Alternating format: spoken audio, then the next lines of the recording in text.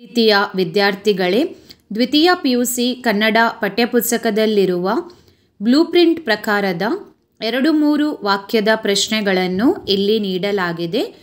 ಎಲ್ಲರಿಗೂ ಪರೀಕ್ಷೆಗೆ ಶುಭವನ್ನು ಕೋರುತ್ತೇನೆ. ಬಸಲಿಂಗನಿಗೆ ಅದು ಪುರುಸುತ್ತಿಲ್ಲದ ಕಾಲ ಏಕೆ? ಗೇಯುವುದನ್ನು 4 ದಿನ ತಡ ಮಾಡಿದರೆ ಕುಳ ನೆಲದಲ್ಲಿ ನಾಟುವುದಿಲ್ಲ. ಇರುವ 2 ಎತ್ತುಗಳಲ್ಲಿ ಒಂದು ನೊಗ ಇಟ್ಟೊಡನೆ ಮಲಗಿಬಿಡುತ್ತದೆ. ಮಗುವಿಗೆ ಮೈ ಸರಿಯಿಲ್ಲ. ಈ ಸಮಯದಲ್ಲಿ ಬಸಲಿಂಗನಿಗೆ ಎಡಗಣ್ಣಿನಲ್ಲಿ ನೋವು ಪ್ರಾರಂಭವಾಯಿತು. ಸಿದ್ಲಿಂಗಿ ಏಕೆ ರಾದ್ದಾಂತ ಮಾಡಿದಳು? ಬಸಲಿಂಗನಿಗೆ ಎಡಗಣ್ಣಿನಲ್ಲಿ ನೋವು ಪ್ರಾರಂಭವಾಯಿತು. ಡಾಕ್ಟರ್ ತಿಮ್ಮಪ್ಪ ಆಪರೇಷನ್ ಮಾಡಿದರು. ಆಪರೇಷನ್ ಮಾಡಿದ ಡಾಕ್ಟರ್ ತಿಮ್ಮಪ್ಪ ಹೊಲೆಯರೆಂದು ಸಿದ್ಲಿಂಗಿ ರಾದ್ದಾಂತ ತೆಗೆದಳು. ಹಡೆದವನನ್ನು ಯಾವಾಗ ನೆನೆಯಬೇಕು? ಊರೆಲ್ಲ ಉಂಡು ಮಲಗಿದ ಮೇಲೆ ಆಕಾಶದಲ್ಲಿ ಬೆಳ್ಳಿಚುಕ್ಕಿ ಮೂಡಿದಾಗ ಹಡೆದವನನ್ನು ನೆನೆಯಬೇಕು. ಕ್ರಿಸ್ಮಸ್ ಏನನ್ನು ಹೊತ್ತುಕೊಂಡು ಬಂದಿದೆ? ಕ್ರಿಸ್ಮಸ್ ಮನೆಗೆ ಕೇಕು, ಚಳಿ, ನಕ್ಷತ್ರ, ದೀಪವನ್ನು ಹೊತ್ತುಕೊಂಡು ಬಂದಿದೆ. ಬಡತನ ಹೇಗೆ ಬಯಲಾಯಿತು? ಚಿಕ್ಕ ಮಕ್ಕಳು ಆಟವಾಡಿ ಬಂದು ನಮ್ಮ ತೊಡೆಯ ಮೇಲೆ ಮಲಗಿದರೆ ನಾವು ಅವರನ್ನು ಹೊಡೆಯಬಾರದು. ಚಿಕ್ಕ ಮಕ್ಕಳು ಆಟವಾಡಿ ಬಂದು ನಮ್ಮ ತೊಡೆಯ ಮೇಲೆ ಮಲಗಿದರೆ ನಾವು ಬಡವರು ಎಂದು ಮರೆತು ಹೋಗುತ್ತದೆ. ಶಿಲುಬೆಗೇರಿದ ಯೇಸುವಿನ ದೇಹ ಯಾರಿಗೆ ಏನನ್ನು ಅನ್ನುವಂತಿದೆ? ಯೇಸುವಿನ ದೇಹವನ್ನು ಶಿಲುಬೆಗೆ ಏರಿಸಲಾಗಿದೆ. ಶಿರವು ಬಾಗಿದೆ. ಅಷ್ಟು ನೋವಿನಲ್ಲಿ ಇದ್ದರೂ ಮುಖ ಮಾತ್ರ ಒಳ್ಳೆಯ ಮಾತುಗಳನ್ನು ಹೇಳುವಂತಿದೆ. ಬಾನು ಮತ್ತು ಮರದ ನಿತ್ಯನೂತನತೆಯ ಬಗ್ಗೆ ಕವಿ ಏನು ಹೇಳಿದ್ದಾರೆ? ಬಾನಿನಲ್ಲಿ ಸೂರ್ಯನು ಮತ್ತೆ ಬರುತ್ತಾನೆ, ಮರ ಮತ್ತೆ ಚಿಗುರುತ್ತದೆ. ಆದರೆ ಯೌವನವನ್ನು ಒಮ್ಮೆ ಕಳೆದುಕೊಂಡರೆ ಮತ್ತೆ ಪಡೆಯಲು ಸಾಧ್ಯವಿಲ್ಲ. ಬ್ರಿಟಿಷರು ಬರುವ ಮೊದಲು ವಾಲ್ಪರೆ ಹೇಗಿತ್ತು? ಬ್ರಿಟಿಷರು ಬರುವ ಮೊದಲು ವಾಲ್ಪರೆ ಗಗನಚುಂಬಿ ಮರಗಳಿಂದ ತುಂಬಿದ್ದ ದಟ್ಟವಾದ ಅರಣ್ಯ ಪ್ರದೇಶವಾಗಿತ್ತು. ಸೂರ್ಯನ ಕಿರಣಗಳು ಒಳಗೆ ಬಾರದಷ್ಟು ದಟ್ಟವಾದ ಅರಣ್ಯವಿತ್ತು. ಆ ಪ್ರದೇಶಕ್ಕೆ ಆಗ ಹೆಸರೇ ಇರಲಿಲ್ಲ. ಬೆಳಕು ಬೇಟೆಗಾರ ಹೇಗೆ ಬರುತ್ತಾನೆ? ಗುಡಿಗೋಪುರಗಳಿಗೆ ಬಲೆಯನ್ನು ಬೀಸಿ ಬಂದ ಹಾಗೆ ಬೆಳಕೆಂಬ ಬೇಟೆಗಾರ ತನ್ನ ಬೆಳಕನ್ನು ಎಲ್ಲ ಕಡೆ ಬೀಸಿ ಬರುತ್ತಾನೆ. ಮಾರ್ಚ್ನನ್ನು ಕಂಡು ಆದಿವಾಸಿಗಳು ಹೇಗೆ ಪ್ರತಿಕ್ರಿಯಿಸಿದರು? ಆದಿವಾಸಿಗಳು ಮಾರ್ಚಿನ ಕುದುರೆಯ ಸದ್ದಿಗೆ ಭಯಗೊಂಡರು. ಏಕೆಂದರೆ ಅದು ಅವರು ಆವರೆಗೂ ನೋಡಿರದ ಪ್ರಾಣಿಯಾಗಿತ್ತು. ಜೊತೆಯಲ್ಲಿ ಟೋಪಿ ಧರಿಸಿದ ಮಾರ್ಚ್. ಈ ವಿಚಿತ್ರಗಳನ್ನು ಕಂಡು ಅವರು ಮಕ್ಕಳನ್ನು ಎಳೆದುಕೊಂಡು ಕಾಡಿನಲ್ಲಿ ಮಾಯವಾದರು. ಯಾವ ಸಂದೇಶವನ್ನು ನೀಡುವ ರೀತಿಯಲ್ಲಿ ಜೀಸಸ್ ಶಿಲುಬೆ ಏರಿದ್ದಾರೆ? ಒಂದಲ್ಲ ಒಂದು ದಿನ ದೈವಿ ರಾಜ್ಯ ಬಂದೇ ಬರುತ್ತದೆ ಎಂಬ ಸಂದೇಶವನ್ನು ನೀಡುವಂತೆ ಜೀಸಸ್ ಶಿಲುಬೆಯನ್ನು ಏರಿದ್ದಾರೆ. ಕೈಗಾರಿಕೋದ್ಯಮಿಗಳಿಂದ ಕಾಡು ನಾಶವಾದುದು ಹೇಗೆ? ಕೈಗಾರಿಕೋದ್ಯಮಿಗಳಿಂದ ಗಗನಚುಂಬಿ ಮರಗಳು ನೆಲಕ್ಕೆ ಉರುಳಿದವು. ರಸ್ತೆ ನಿರ್ಮಾಣವಾಯಿತು. ಗಡಗಡ ಸದ್ದು ಮಾಡುವ, ಹೊಗೆ ಬರುವ ಲಾರಿ, ಟ್ರ್ಯಾಕ್ಟರ್ಗಳು ಬಂದವು.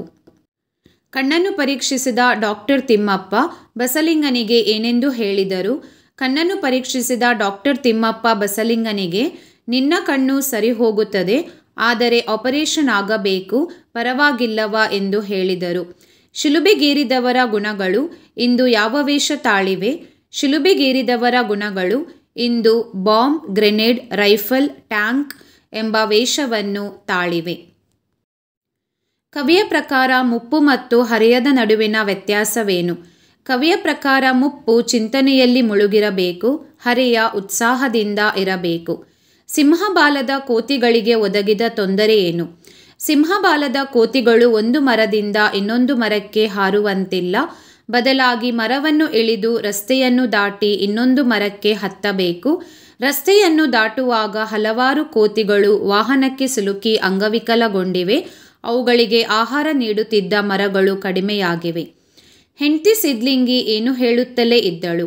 ಹೆಂಡತಿ ಸಿದ್ಲಿಂಗಿ ಮಗುವಿಗೆ ಮೈಯಲ್ಲಿ ಸರಿಯಿಲ್ಲ, ಕೆಮ್ಮು ಹೋಗುತ್ತಲೇ ಇಲ್ಲ, ಶಿವನೂರು ಸ್ವಾಮಿಗಳಿಗೆ ತೋರಿಸಬೇಕು ಎಂದು ಹೇಳುತ್ತಲೇ ಇದ್ದಳು. ಬಸಲಿಂಗನಿಗೆ ತನ್ನ ಕಷ್ಟದ ಮುಂದೆ ಯಾವುದು ಗೌಣವಾಗಿ ಕಾಣತೊಡಗಿತ್ತು? ಬಸಲಿಂಗನಿಗೆ ತನ್ನ ಕಷ್ಟದ ಮುಂದೆ ಉಳದಿರುವ ನೆಲ, ಮಗುವಿನ ಕಾಯಿಲೆ ಎಲ್ಲವೂ ಗೌಣವಾಗಿ ಕಾಣತೊಡಗಿತು. ಕೊನೆಯಲ್ಲಿ ಬಸಲಿಂಗನಿಗೆ ಏನೆಂದು ನಿಶ್ಚಿತವಾಗತೊಡಗಿತು? ಕೊನೆಯಲ್ಲಿ ಬಸಲಿಂಗನಿಗೆ ತನ್ನ ಜಾತಿ, ಮಠದ ಗುರು, ಸುಳ್ಳು, ಉಡಾಫೆ ಯಾವುದೂ ತನ್ನ ಕಣ್ಣನ್ನು ಉಳಿಸುವುದಿಲ್ಲವೆಂದು ನಿಶ್ಚಿತವಾಗತೊಡಗಿತು. ಅನ್ಯ ಡಾಕ್ಟರ್ಗಳು ಬಸಲಿಂಗನ ಕಾಯಿಲೆಯ ಬಗ್ಗೆ ಏನೆಂದು ಪ್ರತಿಕ್ರಿಯಿಸಿದರು?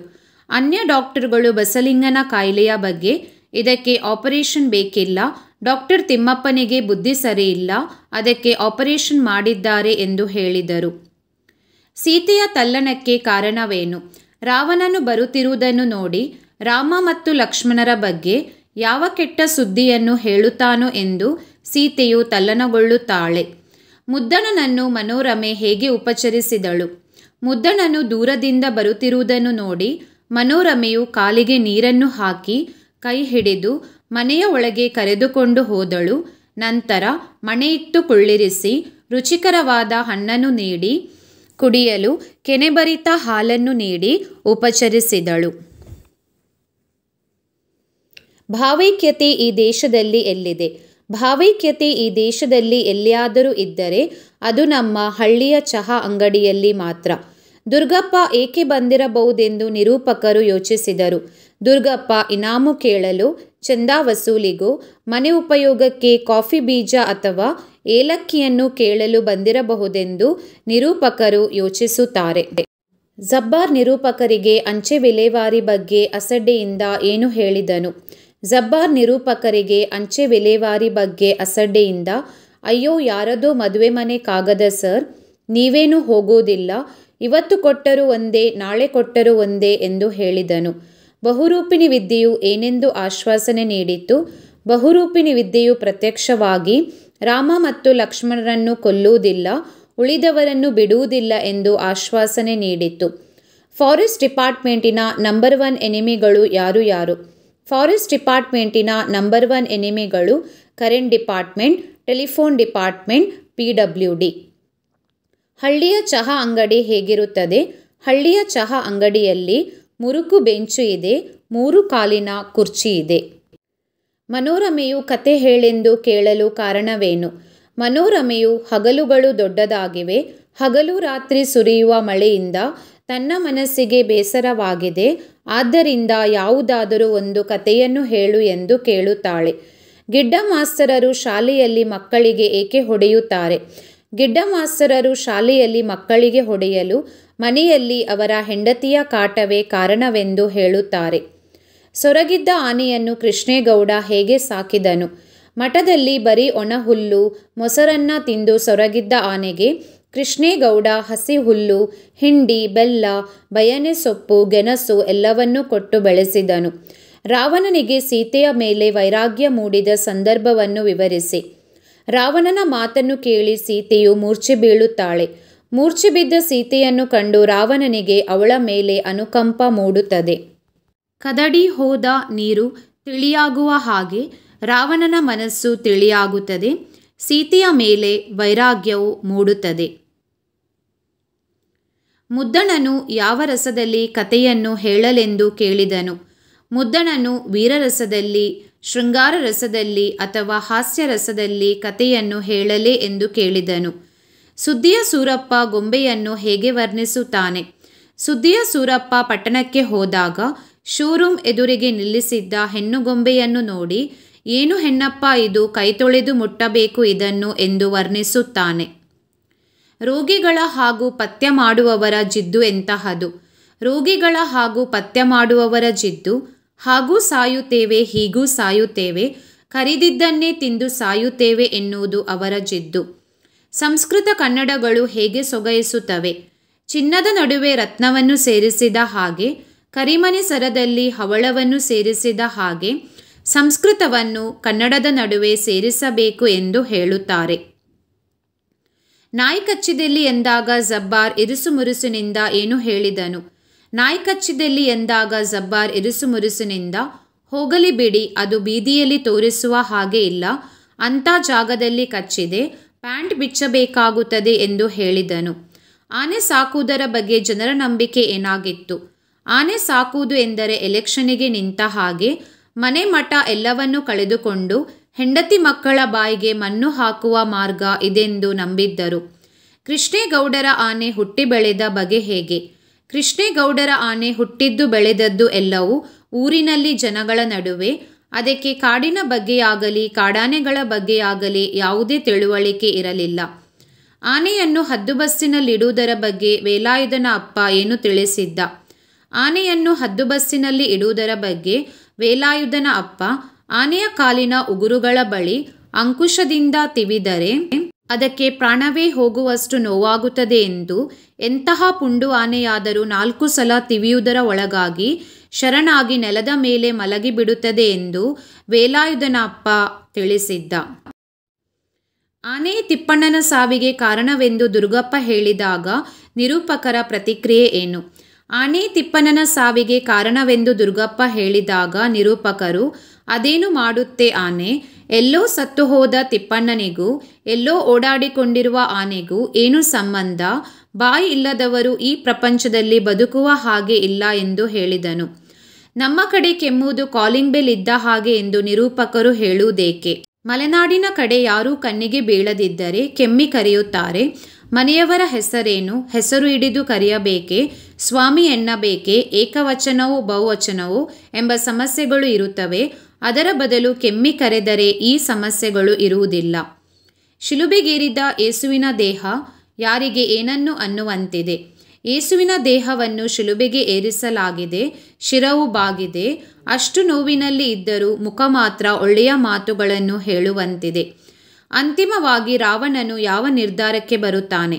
ಅಂತಿಮವಾಗಿ ರಾವಣನು 2 ಸೈನ್ಯದವರು ತನ್ನನ್ನು ಹೊಗಳುವಂತೆ ತಾನು ಯುದ್ಧವನ್ನು ಮಾಡುತ್ತೇನೆ, ಯುದ್ಧದಲ್ಲಿ ರಾಮನನ್ನು ಸೋಲಿಸಿ ಅವರನ್ನು ಹಿಡಿದು ತಂದು ನಂತರ ತಾನು ಸೀತೆಯನ್ನು ಅವರಿಗೆ ಒಪ್ಪಿಸುತ್ತೇನೆ ಎಂಬ ನಿರ್ಧಾರಕ್ಕೆ ಬರುತ್ತಾನೆ.